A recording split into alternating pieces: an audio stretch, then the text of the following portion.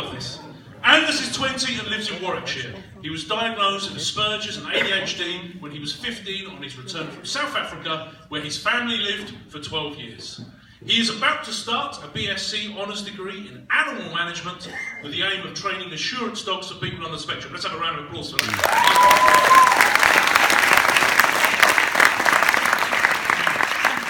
I had an assurance cat, but you couldn't train that thing. Oh dear. School has always been a challenge, and he's been to no less than 13 of them. However, Angus found magic 3 years ago, and it's quite literally changed his life. Not only does he perform at a good number of functions and charity events, but he also gives talks to parents of children on the spectrum about growing up with autism and encouraging people to use special interests to help build confidence and create work opportunities.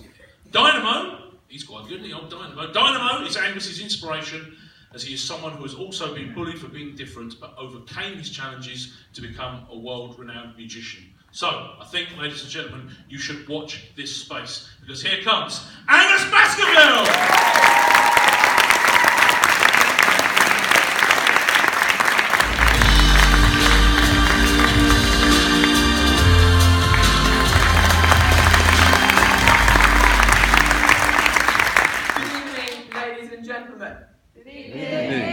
As you heard, my name is Angus. I'm a magician, and I'm here to entertain you tonight. And I'd like to start by sharing a story with you. Recently, I've been on holiday to America, where I performed, and I visited all the amazing places in America, such as Rockefeller, Statue of Liberty, Times Square. But the one thing I will never forget about America is how obsessed the Americans were with tomato ketchup. Everywhere I went, people would be covering their food from top to toe in it. And I've thought to myself, this is getting a bit annoying. So being a magician, why not try and make it disappear? It's gone. But the problem was, the next day, it was back again. So I decided to make it vanish the next day. It's gone. I promise you it really is gone. Look, gone. But at breakfast, it was back again. Now don't get me wrong, I like ketchup, but only on things like hot dogs and chips, not apple pie or cake, for example. But thankfully enough, I'm back in the UK now, and that means no more ketchup.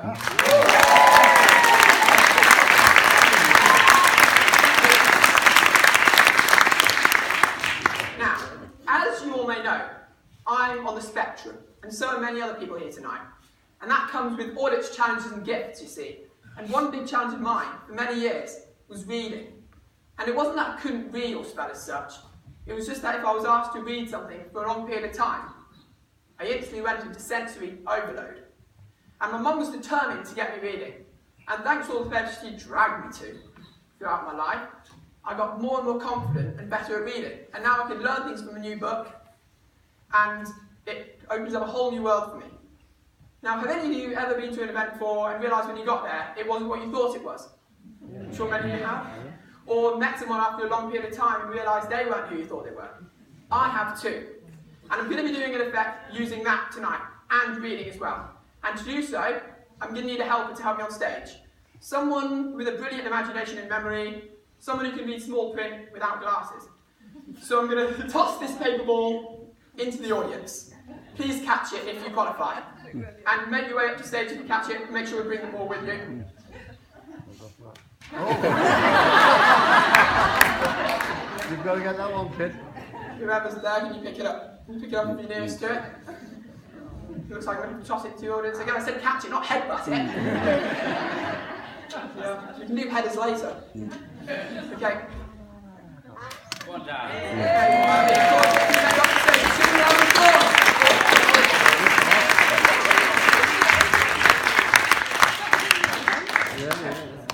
Now, I'm going to get this gentleman to remember two things. A page number and a freely chosen word from this book, which I'm sure many of you have heard of. It's called 50 Shades of Grey. Love it. Yeah. Now, my mum doesn't usually read things very quickly, no one does, but I've seen people get through this book in like 2 seconds. Perfect. So now, I haven't taken a what's your name? Johnny, good to meet you, Johnny. Now, as I run this bookmark along this book, can you please stop me whenever you like? Stop. Right here, you sure? Yeah. Okay, as I turn away, can you please remember page number, first word on this page for me? Page number, first word on this page. You got it? You got it? Page number. Page number and the first word on this page. You got it? Yeah. Perfect. Now, to make sure you don't forget, if you can just hold that for me, that would be great. I'm going to get you to write down your page number and the word. So on this postcard, which I just used, can you please write the page number and the word on this postcard for me? If you could do that, that would be great. I'll take the book off you for now. When we experience anything, we filter to suit us. We delete, distort, and generalise. And that's why we all have different realities. You done that yet, Johnny? You done? Perfect. Now we'll take the book. Can you please place the bookmark face down in the book? And I'll take the pen back. Face down inside the book and hold it between your hands like this. That would be great. Now, over the years, I've become more and more fascinated with the human mind and how it works.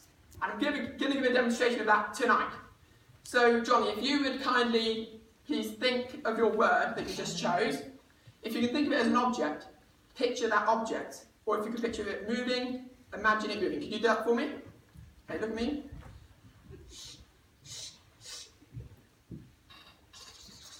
I've got something, I'm not quite sure what it is yet.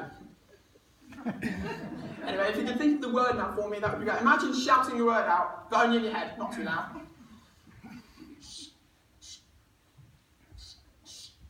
Right, I'm getting a few vowels. Okay, I think we've got it. Can you tell me what was the word for the first time? Water. It was water. Your water.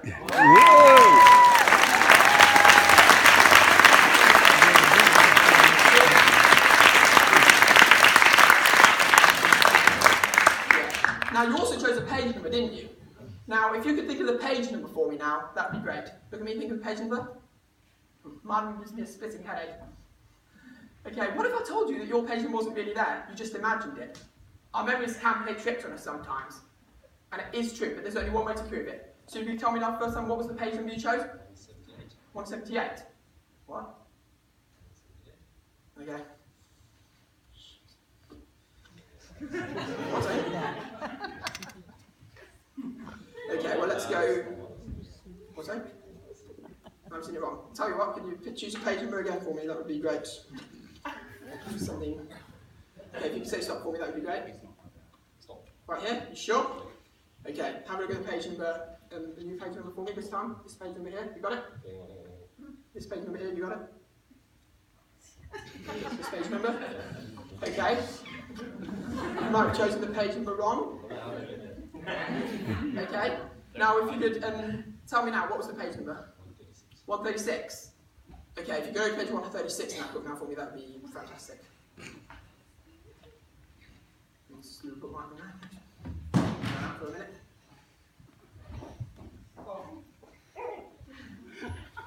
Page 136 is missing. It's gone. Oh.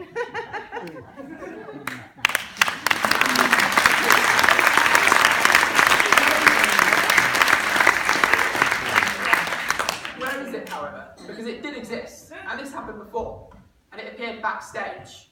And in case it happened again tonight, I placed a huge envelope on the back of the seat, somewhere at the back row. So at the very back row, could you please have a look at the seat second from the aisle on this side for me? If you could do that, that would be fantastic.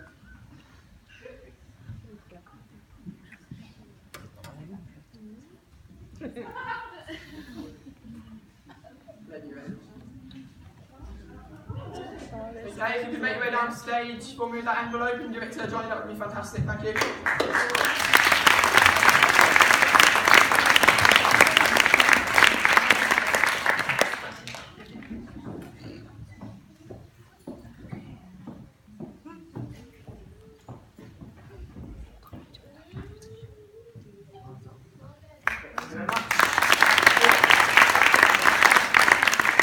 Now, originally you can see it says do not open. You can open it now. So if you could open it carefully for me. Yeah.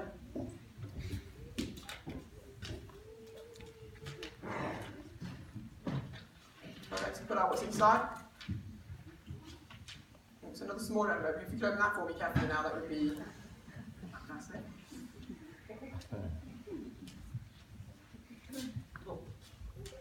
Okay, reach and pull out what's inside.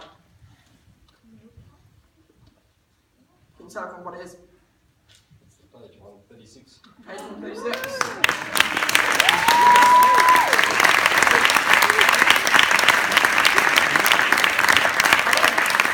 It's not any page 136, it's actually the page you saw, the matching page.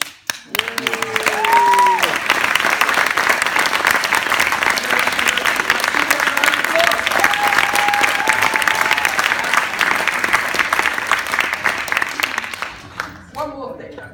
When we experience anything we filter to suit us, we delete, distort and generalise.